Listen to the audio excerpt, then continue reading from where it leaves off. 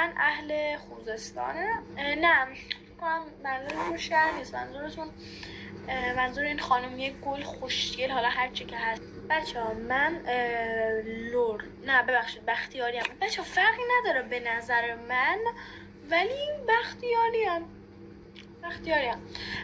فرق داره. رفتم تحقیق کردم فرق داره. مثلا لورا یکم لهجهشون، لباسشون با بختیاریا فرق داره. بعد بختیاریا مثلا همون فارس زبانان فقط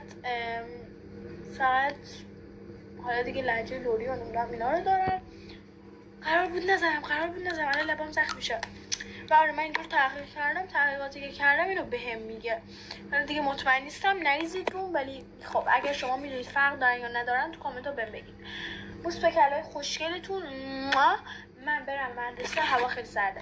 کاری که باید بکنم، باید برم الان خوراکی بخرم و سیشتیر کنم برم مدرسه. آره بچه ها هودیو بپوشیم.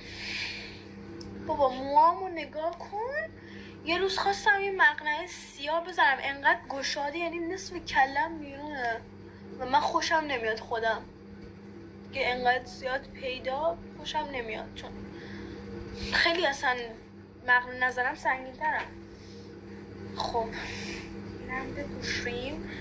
ببین اگه من اینو نپوشم منم میمیرم از سرما، یخ میزنم میمیرم همونجا.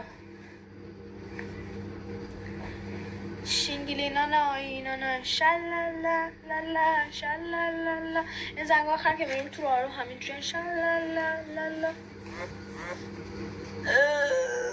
در اومد مقلب در اومد.